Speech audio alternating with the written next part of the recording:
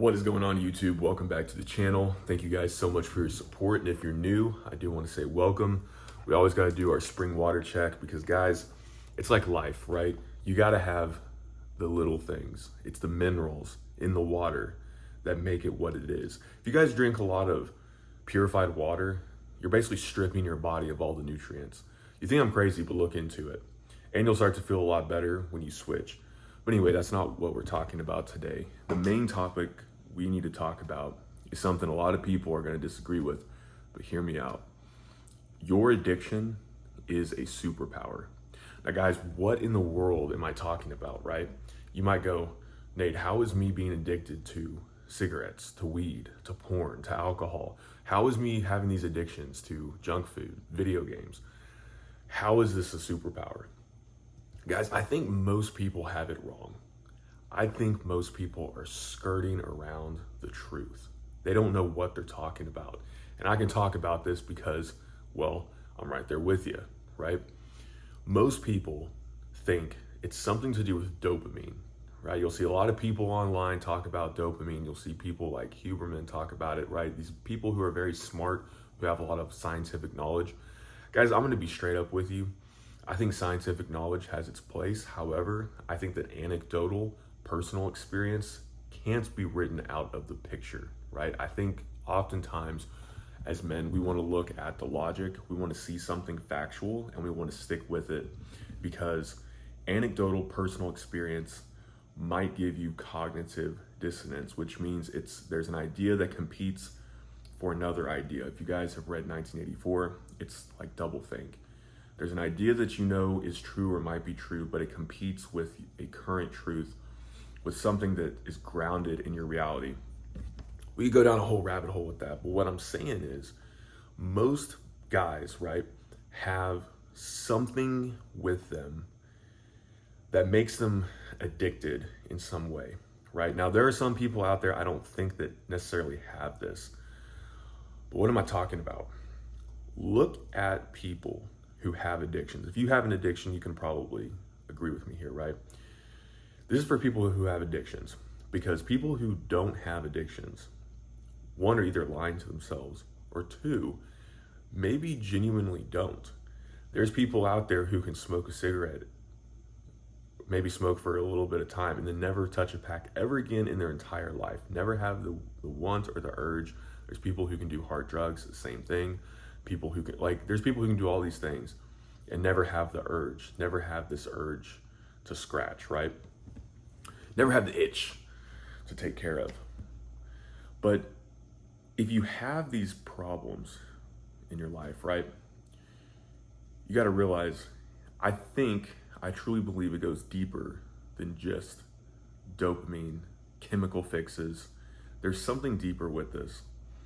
Because my big thing, and this is what I truly believe in, I'm not perfect by any means, guys. Trust me, I am figuring this stuff out with you, and I know it works for me.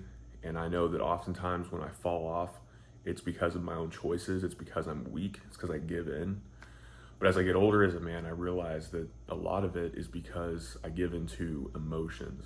And emotions is something that a lot of men need to overcome. It's not about how you feel, right? If men can get their impulse control down, if we can have delayed gratification, if we can understand that giving in to anger, hate, depression, anxiety, if we can understand that that's just something that comes and goes, most men would be where they want to be in life. I'm not going to lie to you, because there's really three things. I heard Alex Hormozy say this, and you guys might agree with him, you might not.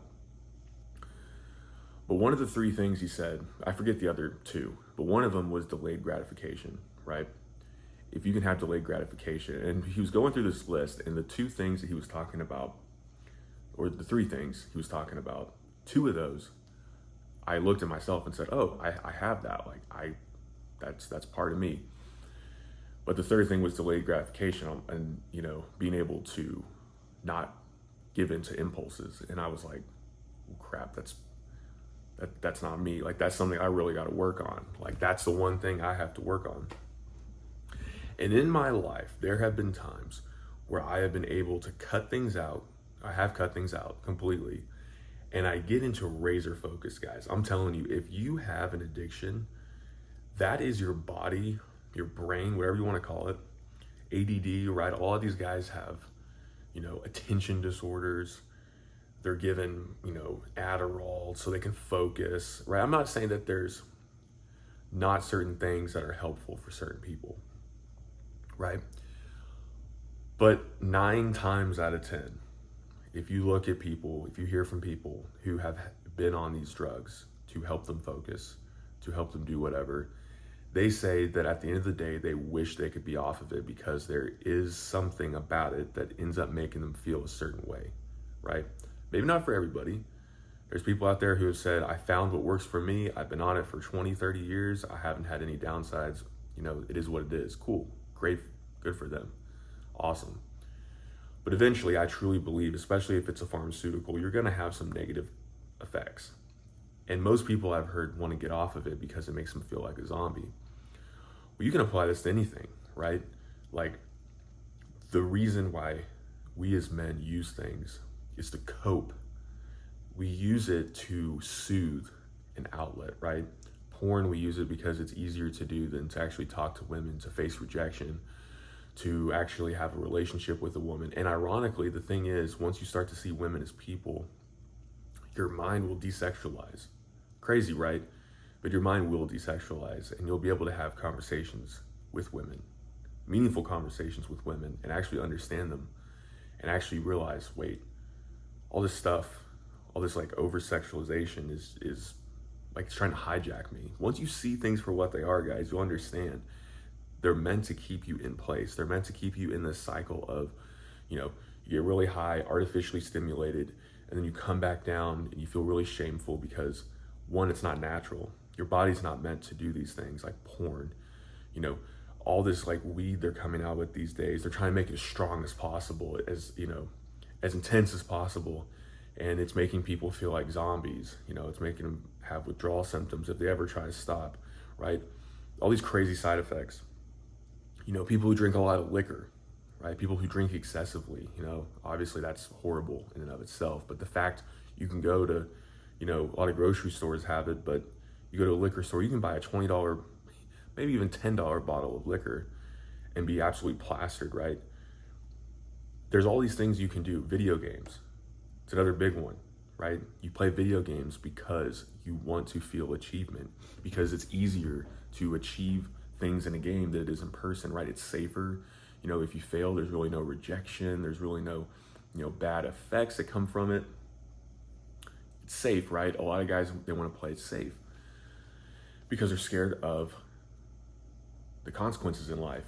And that's why I recommend to men, like, hey, like I just made a video, get to baseline, get to a point where you can be debt free, because psychologically, guys, you can be somebody who's in debt, right? Like you can still be somebody, but psychologically, if you are in debt, if you're at a place in life where you're just like way behind the curve and you need to get up to speed, you need to start making changes, just things like being debt free, guys, it'll free you up to a point where you will take bigger risks in life because you're not afraid of the repercussions, because at the end of the day, you'll just have things like insurance and the light bill to pay, instead of having to pay all these credit card companies, your car, all these debts that if you don't pay, you can destroy your credit, destroy your future, destroy your borrowing power. Collections, you go to collections, you don't pay collections, you get thrown in jail. All these, like, psychologically, it does something to you. Also, guys, when it comes to things like debt, having a family, a lot of guys want to have a family, but they're writing themselves out. And a lot of men, I think, are lazy and they're not going for what they want to go for because they don't really see a net positive from doing it. So a lot of men are just like, I'll make just enough to make it by. I don't see the point of making more, because what's the point? I'm not going to have a family. I can't own a home. So they're giving up. But oftentimes you will find, and I can speak for myself when I've been in these times in my life, you get into this sense of like self-pity, and then you get into this shameful like spiral. And then you end up using other things to cope. So the point I'm trying to make here, guys, isn't I'm not trying to bash you over the head and be like, just stop everything today. The point I'm saying is if you have these addictions, they're really pointing you in the direction of what you need to be doing. You could have one addiction, you could have multiple addictions. Normally addictions come in 2s or 3s. That's a Nathanism, right? I believe it because I've noticed in my life when I cut out multiple things at once, it's way easier than just cutting out one thing. I truly believe addictions come in 2s and 3s, right? Because it's that chase. You want to chase something, you want to get higher, right? It's that artificial stimulation. But it's pointing you where you need to go, right? Like if you have a huge addiction with porn, you really need to understand like what that's about. There's probably something along the line, like somewhere along the way, you were, you had a bad time with women, right? Or you have, and this could be a combination of these things. You have pride, like you want to control, because porn's really a control thing at the end of the day, right? Like to feel in control. People like over-sexualize it, but it goes deeper than that. Like there's a lot of pride involved. There's a lot of like wanting to be in control, right? And those things can become very, very dangerous. There's a sense of like, demoralizing women, right? Just looking at them as objects because, they're not good for anything else. You can go down a very slippery slope, guys, and it hijacks your brain, right? Like you will be in a numbed state of mind. You won't be able to talk as well. You won't be able to think as well. You won't be able to have the courage you want around people and women. You'll have more social anxiety. All these things you think are normal, right? If you just cut it out for a few days, a week, you'll see a drastic difference. But the idea here isn't to really cut things out, although that's important. It's to replace them, right? So if you just stop watching porn, you're gonna just sit around and thinking about, man, I just wanna watch porn. But you gotta realize like what it's about. And then you gotta replace it with something. So crazy enough, right? If you have a really bad problem with porn, you're probably more outgoing and social and good with women than you think you are, right? You could also apply this to other things in life, like alcohol. So you have a really bad alcohol problem. You probably have a really great capacity to connect to a lot of people, but you use alcohol to soothe it, right? I understand people use alcohol for different reasons, but alcohol becomes a very quick, like self-isolating tool. Or if you go out, you drink it a lot, because I don't know people in my life personally who drink a lot of alcohol who don't do it by themselves too. Everybody starts out socially drinking, then they end up doing it by themselves because it gives them this false sense of belonging. It seems to smooth the way. Those people are actually very, very social, but they use it because they feel like they need it. Marijuana is the same thing, right? A lot of people use it to escape, to think higher, to think into things. I'm not saying like, this is an iffy one because I think a lot of it is overblown these days. It's being, super weed. People call it super weed, zombie weed, right? Like it's screwing people up big time. I'm not saying there isn't a medicinal value there. All I'm saying is like, be careful, realize why you're doing it. A lot of people use it to get away, to isolate, very similar to alcohol, so that they can like cope. But then you have to look at what you're coping with. Okay, you're coping with things that have happened in your past. Cool. Well, the past is the past. Figure out what you can do. Replace it with good things in your life now and go for those things. Most things, guys, in video games, same thing. Video games, you have an achievement issue in your life, right? This is why I personally quit video games a long time ago. This is one thing I will pat myself on the back for. Every blue moon, I'll play some video games. But about 10 years ago, I decided to quit video games, right? And when I mean quit video games, I mean like put down the controller, stop buying new games, stop like trying to beat games, because I realized, why am I spending all these hours and time and effort researching, trying to beat this game, this virtual game, when I could be doing this in real life? Something clicked in me. By the grace of God, something clicked in me, and I realized this is pointless. I need to start achieving things in real life. And ironically, when I started doing that, I started to achieve many things in real life. So these addictions you have, guys, it's actually a superpower. It's pointing you in the direction of what you need to do and what you're actually good at. I truly believe that, because when I've cut out these things in my life, I've been able to focus. I've been able to elevate, to level up to a point where I'm like, what in the world? And oftentimes, I'm gonna end the video with this. Oftentimes as men, I believe, because of our addictions, we tend to get into this idea, this mindset of we're almost afraid of our own success. We're almost afraid of where that success is gonna take us, right? Success can be scary because we might not be able to know what to do with it, because it's easier, right? Because when you start to get successful, whatever that looks like to you, right? Success is not a bad thing. We tend to look down on people who are successful because we're like, oh. But once you get your achievements, once you start to achieve things in life that you enjoy and you start to get where you want to be, it can become daunting because you can start to think back and go, why do I deserve this? Why do I get to be here, right? You start to have all these ideas, and then it becomes this, well, maybe people don't really like me. If people only knew me for who I was. And it becomes very easy to slip back into that old mentality of, I'm just gonna fall back into my old bad habits, whatever they may be, right? One or many. And it's easy to go back because it's comfortable there, because you feel like you're in control. But you gotta remember, you gotta really look at it for what it is and really compare the cost. Like cost analysis, guys. You got to do this for everything in your life. What are the benefits and what are the pros? Like honestly, what are the pros? And you'll look at all these things in your life and go, there's really no pro there, except it's easy, it's comfortable, and it's safe. You feel like you're in control. In reality, it just spins you out of control. You're not where you want to be.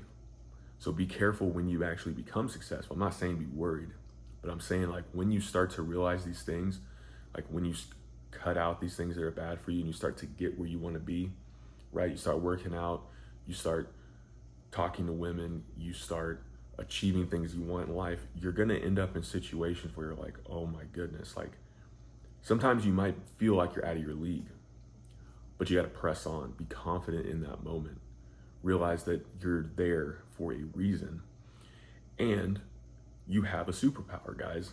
You'll find that once you start to chase the good things, the real things in life, that you're actually way, way, way better at them than you thought you were. You're probably better at them than a lot of people around you, right?